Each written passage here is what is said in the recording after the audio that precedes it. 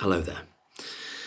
I just went on Twitter after a couple of days off and sort of trying to catch up with what's been happening and what's being released via the Thirlwall inquiry, and there's lots of stuff that's happened over the last 2 days with Dr Jo McPartland, Dr Hawdon, and then Ravi Jayaram giving evidence yesterday, and the first two names I mentioned on Tuesday.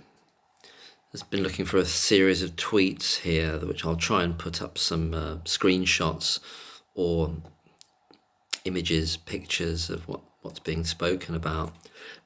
First of all, with regard to Dr Jane Horden, it seems to be very disappointing that she's seeming to be backtracking about her own report in such a way that she's saying, oh, she wasn't briefed. There's an article in The Guardian about that, which I could look at as well, that she says she felt misled about it. It's very worrying. I just think it's just another huge red flag of showing somebody that's wanting to protect their own reputation because they feel retrospectively that they did a report back then, in 2016, in which they found no signs of deliberate harm. And along comes Dewey Evans, who's not even a neonatologist, and he sees, according to him, evidence of deliberate harm within 10 minutes. So this is somebody in Dr. Jane Horden who's saying, well, I've got to find a reason for this. I can't have this embarrass me, so I've got to then effectively, retrospectively change my mind about my report and say what was missing was the fact that they didn't tee it all up for me and say that they were looking at a particular person that they were wanting to blame. It's all self-protection. It's very cowardly and corrupt, and unfortunately it's just another example of somebody wanting to go towards the official narrative to protect their career and protect their so-called professional standing in the most immoral way you can think about in Jane Horden here, obviously. And she's been making stuff up here because she's said very explicitly, and there's a tweet here from the excellent account Lucy Letby Trials, at Lucy Letby Trials on Twitter, which it says, Dr Jane Horden told the Thirlwall inquiry today, so that would have been Tuesday, that she, quote, had no idea about the consultant's worries that the babies had failed to properly respond to standard resuscitation. And that was in the Mail. The Mail reported that. However, the consultant's concern over the baby's failed resuscitations is spelled out in the very first email that was sent to Dr Hawdon about the baby deaths. And that email was from Ian Harvey, the medical director. And that was back in, I can try to get a picture of that on the screen now, see if I can do that. That was on the 8th of September 2016. So she was told all about that. And now she's saying, oh, the reason I've kind of got it. She's obviously what's happening is because there's been these convictions and it's showing if she wants to go with the official narrative, she has to have some set of excuses why she didn't see the deliberate harm, and somebody like Evans can rock up, who's not a neonatologist, can spot deliberate harm in 10 minutes. She's got to say, oh, well, I wasn't properly briefed, so I couldn't have done it the way I should have done it.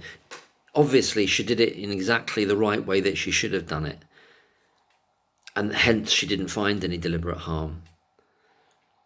And the opposite applies to Evans, because they're after somebody then, and that's why they find what they're looking for, or they manufacture what they're looking for. Whereas she just looked at the actual evidence and didn't find anything to do with deliberate harm, but did find so-called suboptimal care, or negligent care, really. So that's what's going on, and she's making it up now after the effect that saying I wasn't told about the resuscitation, but she was told about that in the very first email sent to her by Ian Harvey. I can see if I can put that up here. And then there's another email about this. There's a second one here, again from some brilliant connections being made by Lucy Letby Trials, which is the Twitter account at Lucy Letby Trials. Because it's saying about the most recent report that Dr Jane Horden is saying at Thirlwall inquiry she had, quote, no idea that some of the babies in the case exhibited unusual rashes, or mottling is actually the word that's used. But again, we have another email from Ian Harvey, the medical director at the time of the Countess of Chester Hospital, sending an email on the 5th of February 2017 saying that, asking directly for her opinion, i.e. Dr Hawdon's opinion, on the unexplained, quote, unexplained mottling on the babies. And now she's saying, oh, well, I wasn't told about the mottling, I wasn't told about the problems with the resuscitation. She's lying. That's how desperate she is to get on the side, on the official story side, because of the convictions, that she would undo all her assessments, turn them over and just say, well, actually, they're not worth anything, but not because of me, it's because I wasn't told these things. But she was told them. Because she has to have some believable excuse as to why these convictions have then happened, and her report didn't pick anything up. But her report was right. But she's more interested now, obviously, in saving her own skin, as it were, rather than sticking to her guns and saying, well, that's what I didn't find anything. But now she's got to say, well, the reason I didn't find anything because I wasn't properly briefed. Otherwise, I may well have done. It's craven, it's cowardly, it's corrupt, and it shows someone that's in fear. But what are they frightened of? They're frightened of their employer, the NHS. They're frightened of being crushed by that system. And they're so protective of their career that the truth don't mean anything to them. That their original opinions don't mean anything to them, can be turned over like that and just said, well, let's have a look. What did she say in this Guardian article, which I'll link below? Neonatal expert feels misled over involvement.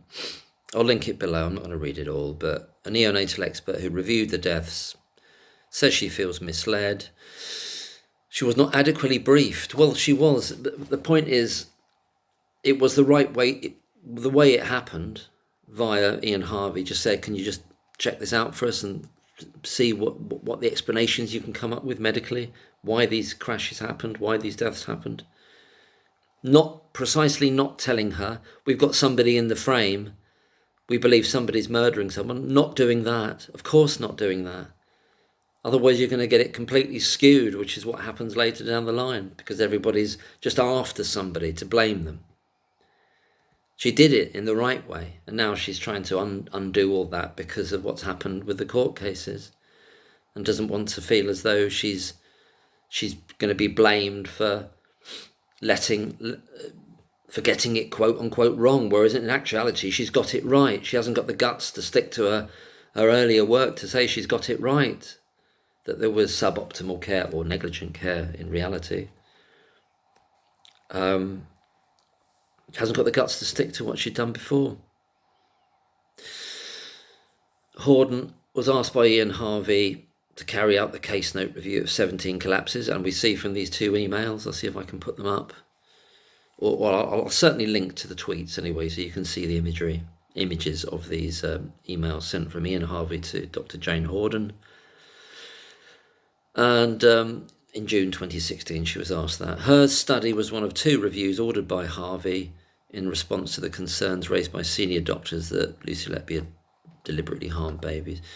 Horden conceded her report was fairly superficial, so now she wants to play it all down, and an academic exercise, as it was based only on medical notes.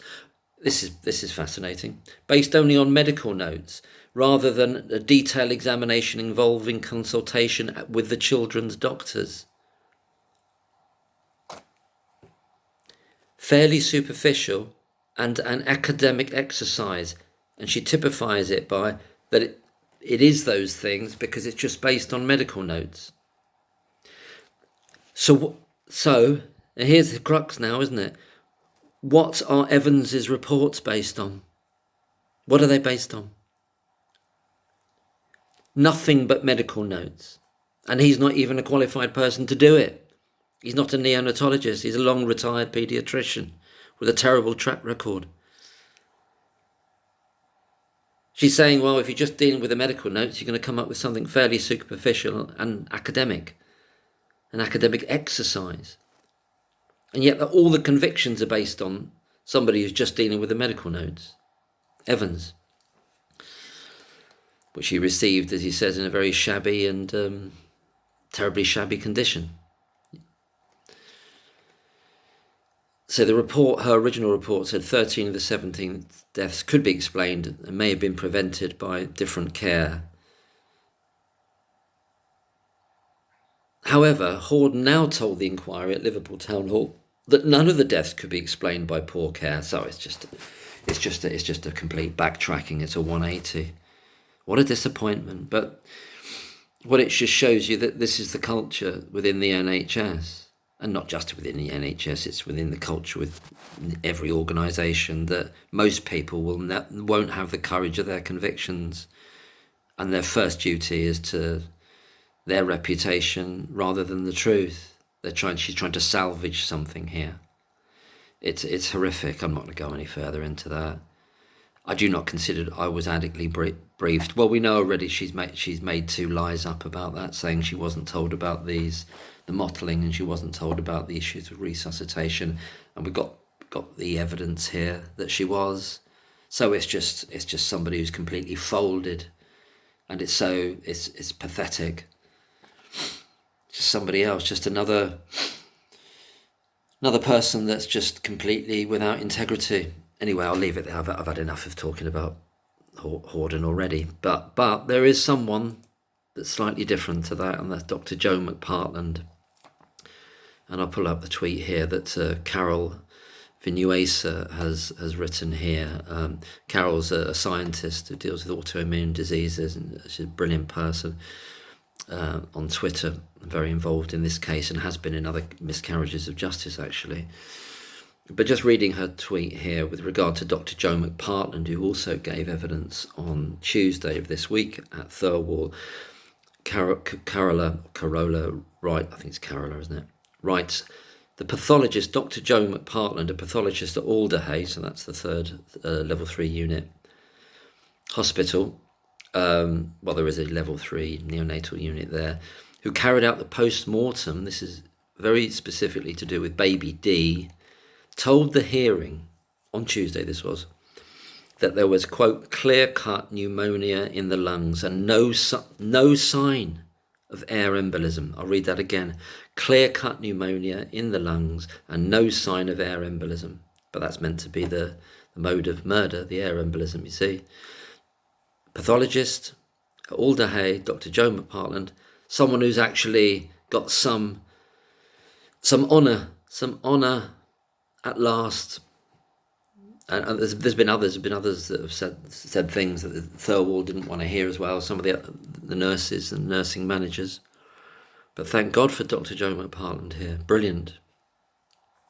Sticking to her guns, having some honour, having some integrity, which is what Dr. Hawdon completely lacks, obviously. And saying here there's clear-cut pneumonia on the lungs of baby D and no sign of air embolism, i.e. no sign of deliberate harm here at all. And it goes on to say here, quote from Dr. McPartland here, I'm reading the tweet from Carola Vinuesa. Baby D's mother's waters broke early, which left her and the baby vulnerable to infection. Yeah, this is the one where there's this debate over how many hours, and the mum says herself it was 50 hours before she actually had the baby. 50 hours she was left waiting here. Other reports say it's 35. Further quote from Dr. Jo McPartland from the Thirlwall inquiry is, what often happens is you have infection in the amniotic fluid and the baby then develops a pneumonia after that. This is Dr. Jo McPartland speaking. And then is born with the pneumonia at the time of birth, and it is a true congenital pneumonia. And with the baby collapsing at 12 minutes of age, I thought this was most likely, she said. That's Dr. Jo McPartland. In baby D's case, the rupture occurred 60 hours after her birth, and the hospital was criticised for not giving her mother antibiotics to stave off an infection. So it's 60 hours, is these different figures. There was another report where the hospital said it was 35, there was 50, and now it's 60, but 60 hours. So they didn't... In baby D's case, I'll read that again. The rupture occurred 60 hours before her birth. Right, 60 hours before. So that's the waters breaking early. There's another medical technical term for that. I can't remember what it is offhand now. And the hospital was criticised and didn't give the mum antibiotics to stave off the infection, which obviously then the baby picked up the infection, as we're hearing, and that's the pneumonia, and that's the cause of death. So I'll put that up there. Is there something else in this one here? I think that's that was in the Telegraph. I haven't got an archived copy of that. It's quite a lot's been coming out over the last few days, hasn't it? And then there's yesterday with this Dr Jayaram. I mean, it's all just going to be awful. Thirlwall have put up a transcript of all the evidence given yesterday. That's the 13th, in which he's in it. I'm not sure I'm even going to read it. It's just more excuse making, but I'll link. You'll be able to see that on the Thirlwall main site. I'll link this Telegraph article here, which was from Sarah Napton on the 13th, so that's yesterday. Oh, it's stopping me reading it now.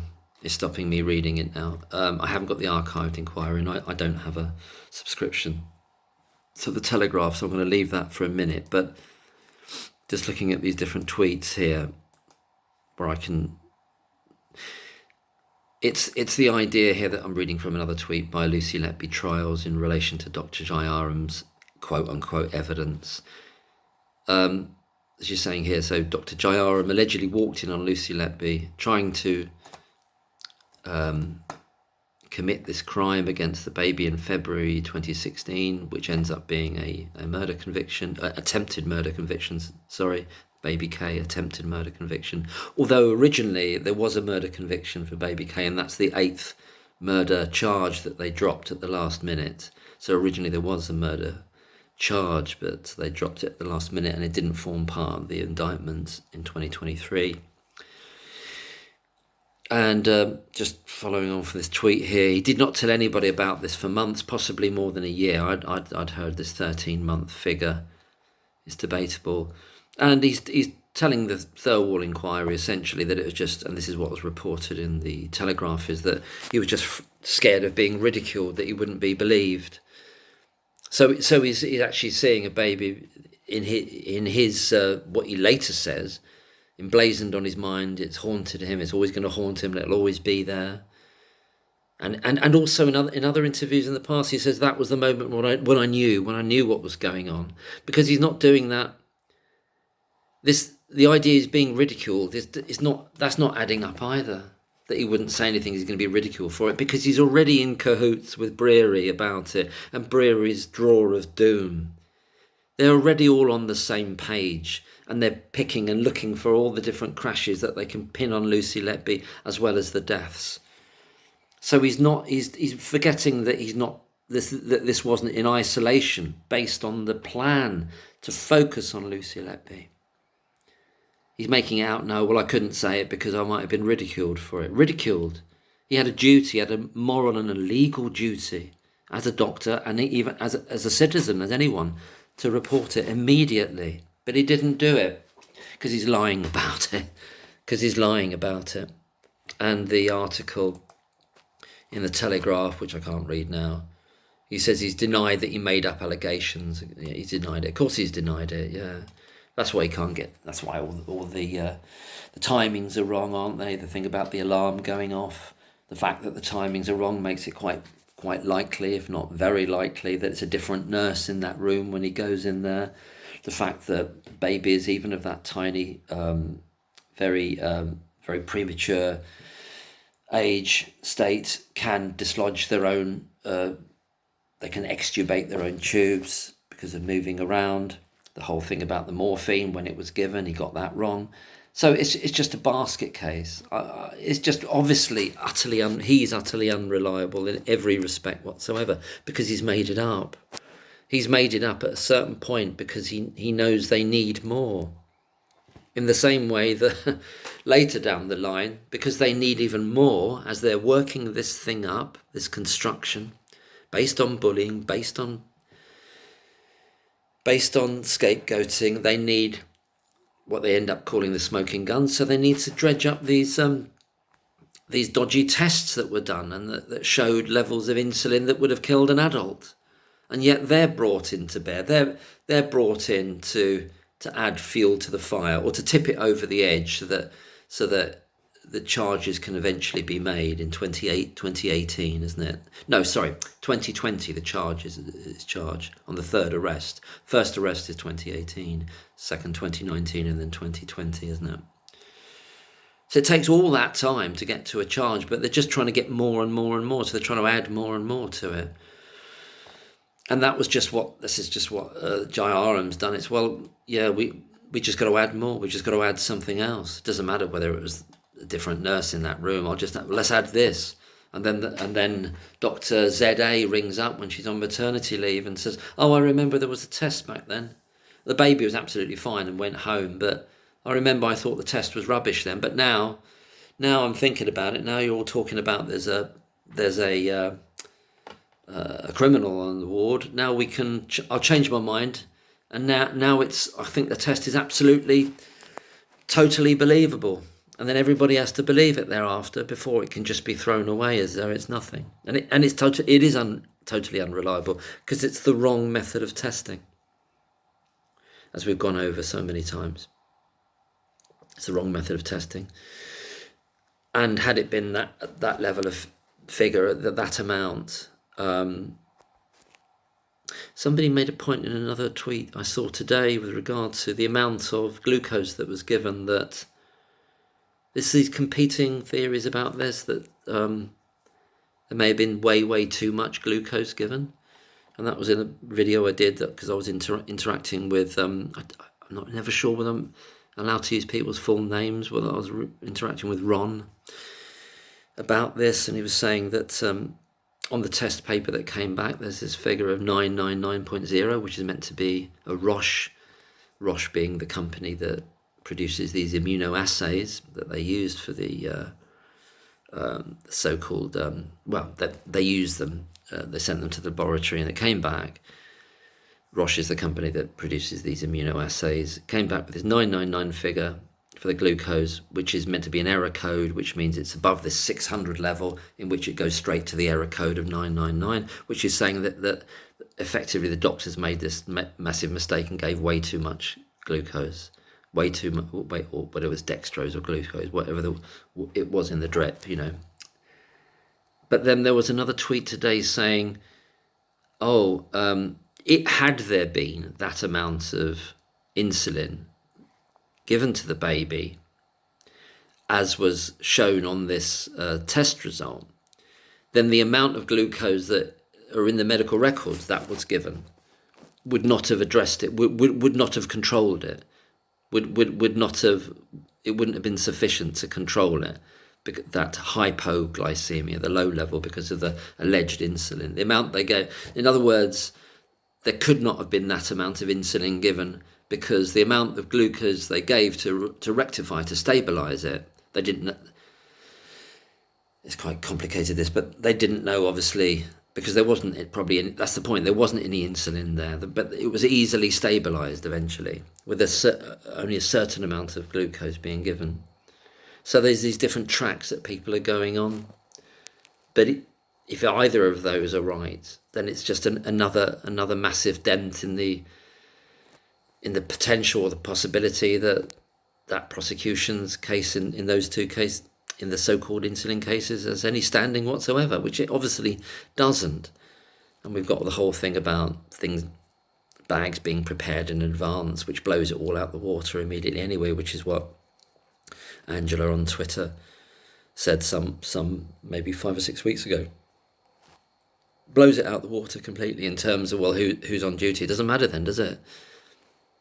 If one bag can be done in advance, as they've said, as the prosecution's telling us that, it's not the defence, it's not anybody else here talking about it. If one bag can be done in advance, well, why not all of them then? Which means you don't know when they were prepared, you don't know when they were infiltrated, you don't know when they were tampered with. I put these things in quotes, it's not, because they weren't, and the bags were never tested. That's something that Dr. McConville keeps saying, they never tested the bags. There was never any proof that there was any insulin given. Yeah, I can't get through to this. What other things have I got here? I've done about the mottling. I'll put the links to these tweets here. I hope you can see them. Oh, there's this thing here that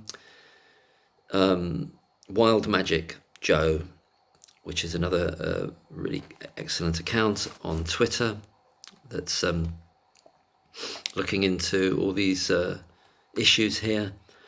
And it's basically, this is a neonatal unit review carried out by Arian Pal, the nurse manager at the Countess of Chester Hospital.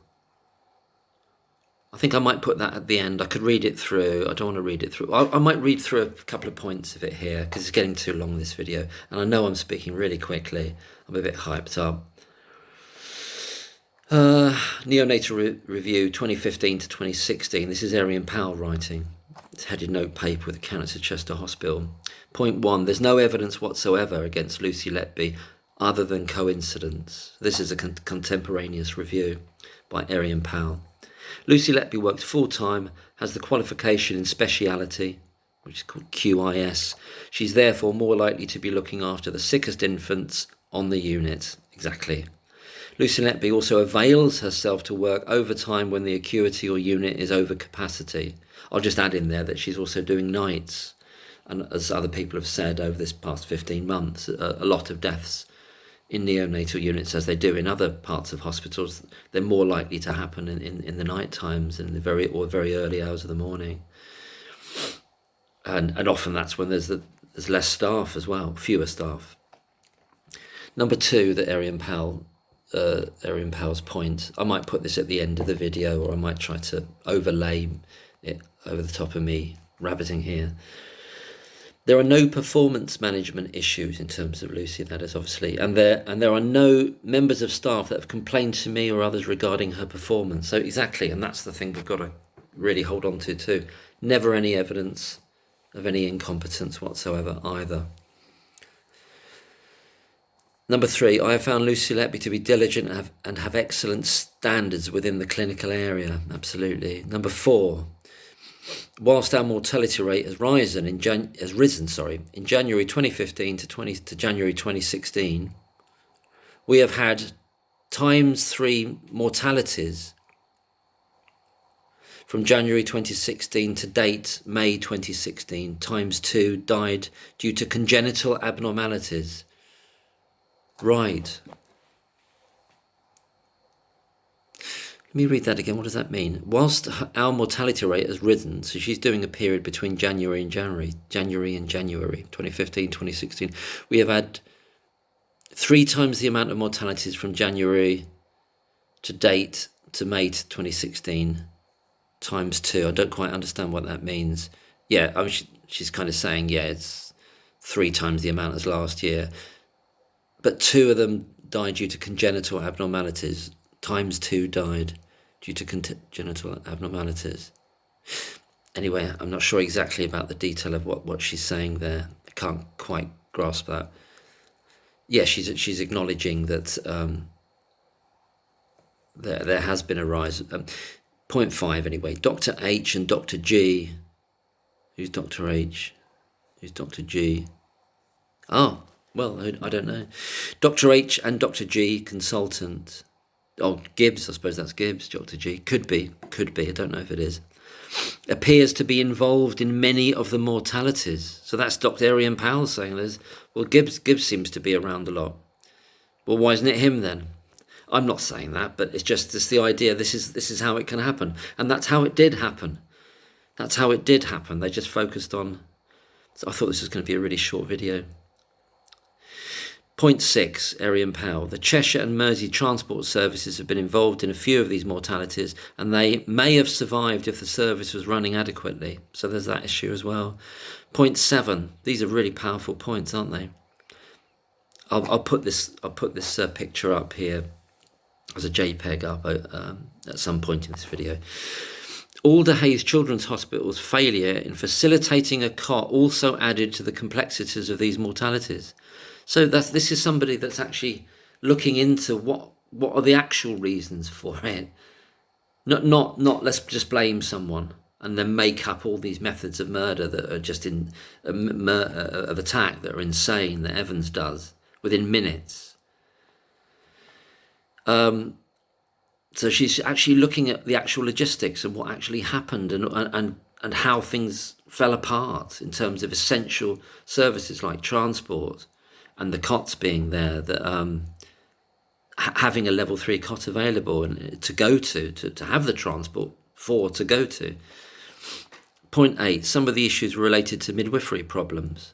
That's an interesting, something that we haven't looked into. Point 9, 2 of the babies post-mortems diagnosed congenital pneumonia. Well, yeah, we've just been talking about baby D, which has been confirmed by, or reconfirmed by Dr Jo McPartland at Thirlwall, haven't we? So, point 10, 4 babies had congenital abnormalities. 11, 1 maternal syndrome, that's that antiphospholipid syndrome. That's what she's talking about there, I believe. Which affects twins, doesn't it? I think.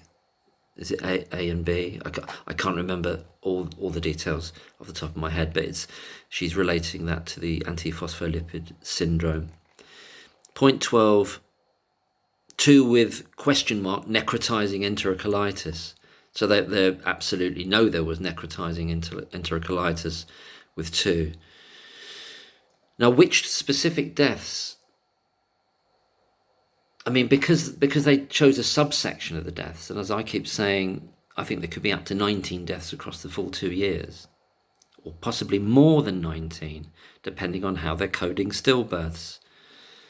I'm looking at, I think there's 19, you know. The only way to say there isn't 19 is that their freedom of information request is wrong. Well, it's actually their freedom of information request determines that it's 19, because there's 2 that are missing that we know that happen in reality, and there's 2 that's missing, and they acknowledge 17, so there's 17 plus 2 is 19. But it's the principle as to whether they're recoding or miscoding deliberately, accidentally, on purpose, early neonatal deaths to stillbirths.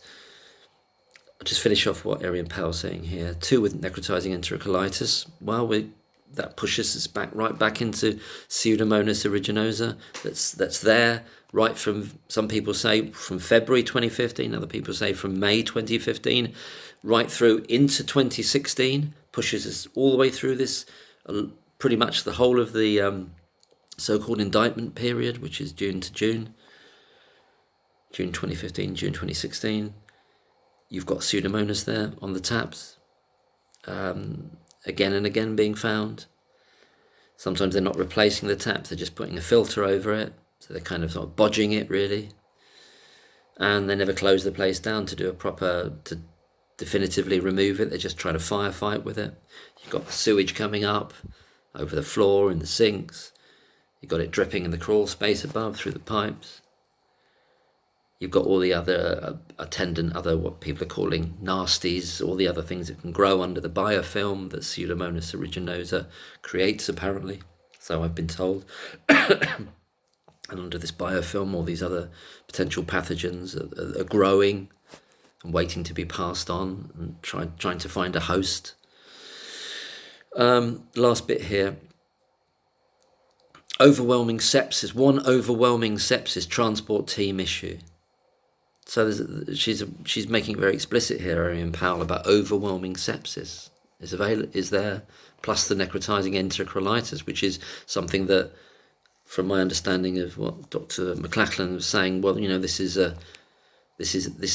kind of sequelae of that. You start with a sepsis, or it can go this route, and you end up with the necrotizing enterocolitis, and sepsis being the originating factor of that. Obviously, I'm not a doctor, but I'm listening to people who are medically trained and know about those things. I'm just repeating what they're saying. Point 14 from Arian Pal here. This is fascinating. This is really powerful. No pun intended. AHCH cot availability. What's AHCH? I don't know. Alderhay Children's Hospital. Cot availability. 6 admissions between London Women's Hospital and APH something hospital, and COCH. Yeah, it's all about the cot availability. In other words, I think she's saying here, I infer she's saying here, because they're full up at these level 3 units, babies are being looked after in the intensive care beds of the level 2 unit, where they should not be, and they shouldn't be there anyway, because it can't even work safely as a level 2 unit, and it's taking care of babies that need a level 3 unit. So that's the disparity at work there now. Point 15, last one here. Of all the post-mortem results, there's no evidence of foul play. So that's this gentleman, Alderhay. I think he's since retired. Nobody's heard from him. Nobody called him at the trial. Dr. George Kokai, Kokai.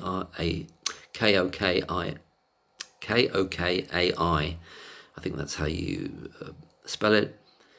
He's a pathologist for those. And according to Evans, he got everything wrong, basically. Got them all wrong. But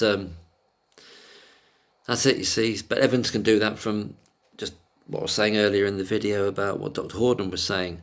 Oh, if you're just doing it from medical notes, it's just an academic exercise and it's just superficial. But Evans can overturn 6 post-mortems with the medical notes. That's how powerful, in the right hands of a genius like Evans, the medical notes alone aren't just superficial. Don't just produce superficial reports. Don't just produce academic exercises. They overturn every post-mortem that's done. Can you see how mad it is? And all the inherent contradictions of... And there's a series of actions here. Shall I read this? I know this is going on quite long, this video. Actions. Point 1, a debrief was held for all the staff involved in the mortalities. Point 2, this is Arian Pal still. Dr. Breary, Debbie Peacock and myself have reviewed all the mortalities. 3, a thematic review was held and led by an external neonatologist, Nim Subedar, from a level 3 unit at Liverpool Women's Hospital. So that's a name I've not come across before. Nim Subedar. So that's an external neonatologist. So that's the person who did the thematic review. So there was that review as well as the Horden report, as well as the Jo McPartland, where she focused on 4 of the cases that Dr. Hawdon said need further looking into, which obviously included baby D, in which Dr. Jo McPartland says, well, no, yeah, there's no evidence of air embolism, but there is evidence of pneumonia, and that's the likely cause of death. Point 4 here. So there's other thematic review by another external neonatologist. Of course, Evans wasn't a neonatologist. Point 4, these mortalities have also been highlighted to the ODN and discussed at the meetings. I don't know what ODN, I'd have to look that up. 5, Debbie Peacock was aware of the commonalities of both the nursing and medical staff. 6, in order to ensure that we support this particular practitioner, I have brought her onto days to ensure that she's well supported. They're trying to look after her. They know she's in the crosshairs of these hideous group of doctors, these absolutely sinister, hideous group of doctors, and they're trying to protect her and there's no evidence whatsoever. I have included her shift pattern since January 2016, Arian Pal writes. Point 7 in actions is any profound event is monitored closely, irrespective of members of staff involved. So yeah, I've covered quite a lot there, I think. I know it's been a bit of a gabble. There's another tweet I can put a link to, which is with regard to baby A, and it's a list, it's an obstetric secondary review report which shows all the medical interventions across a very short period of time. This constant giving of adrenaline and all these different actions happening. And the point being made here by the account who put this up, which is ACL Moss on Twitter, who questions it and says, "Is it a stable baby?" Question mark. I.e., is baby A really a stable baby? Look at all these interventions that were happening at this time in this very constant period of time. Sorry, constricted period of time. I know I'm rushing a bit here. And then I'll put up a link again for that Kerry Morris has put up again, who did the brilliant video about the other 15 infants. Kerry Morris has put up a link to the petition on change.org website. That was the petition started by Kerry Morris, and the title of that is Retrial for Lucy Letby, with full disclosure of nursing rosters for the omitted 15 infants. That's already got 4,100 signatures, which is very significant and a good amount. I'll put the link of that. If anybody wants, please, if you could sign that, please. If any of you do have the Telegraph, I'll put the link to that one as well. I can't get into that because I use the archived versions. I've gone over the Horden thing. That was very disappointing, really. People are saying, "Oh, that's why she's been." Somebody said that I know, a friend said, "Well, that's why probably why she's been quiet all this time, has not said anything, because she's gone into total self-protection mode and really shown zero integrity here." And it's been exposed actually by the fact that she's claimed that she wasn't told about the mottling and wasn't, or the alleged mottling, or the actual mottling, but what the cause of the mottling is something else entirely. And also about the resuscitation issues. So I think I'm just looking through these different screens I've got up here, or tabs are they called, aren't they? Tabs. I'm going to leave it there. That's quite long already, and I know I've been speaking probably too quickly. I suppose I should read through everything that Jayaram has said, but it's just basically the same stuff. He's just making up these utterly feeble excuses that he felt he would have been ridiculed and nobody would have believed him. But he's forgetting that retrospectively at that time they're all thick as thieves already, and they're all building up this. He knows about his mate Steve's drawer of doom, doesn't he? And he's adding to that. So it's unbelievable. And had it been real, he's committing some kind of serious, egregious crime actually by not reporting something that he believes to have happened. But it just pushes it into what we all know is that he's making this stuff up. Retrospectively, it's just been made up, and it's flown somehow. It's not a surprise that it's flown and worked within that hideously corrupt criminal justice system, the basket case of a so-called justice system. It's not a surprise. It's not, oh God, how did that get past everybody? Of course it would, because it's a basket case. That whole system, it's hideous. It's just utterly, I don't know. I've just ranted about that so much in the past. I don't know. Is there anything else that I've missed here that I've got up on this screen? I could put the up the tweets about the baby A here that ACL Moss has written about. I'll put as many links as I can below, and see if I can add a few. I think that's how I'll do it. I won't add pictures over me speaking. I'll just put the links below. All the links about everything I've been saying will be in the low bar, as they call it, or whatever. And that's it. I've gabbled, and Jesus Christ, it just goes on, doesn't it? It just goes on. The charade's going on with Thirlwall. Jayaram's a complete fraud and a mess and a liar. And karma should be coming for him at some point, and for Breary, and for everybody that wants to keep this miscarriage of justice in perpetuity, as they do, because they're just all desperate to protect themselves now. They know it's knocking at the door. Truth and justice is knocking at the door of their consciousness. They're fully aware of it. They know it's coming. They know it's going to be overturned, and it will be overturned. And they know the ramifications are going to be huge with regard to all of them individually and for the system. Well, maybe not the system, because the system always protects itself. The system is so above us mere mortals that it will always find a way to say, oh, well, it might say, oh, well, we're going to learn some lessons from this. And then, of course, they never do and never will. I know that sounds cynical, but it's just feels like that's what the reality is. I'll leave it there. Perhaps I've got to catch up. Maybe I should read everything he said, but I don't know. Jayaram. I just know I just know what he is. I know what he is. I know what Breary is. I know what these people are. I know what Evans is. I know what the idiots at Cheshire Police are. I've got it a long time ago. A lot of people have understood it and got it a long time ago.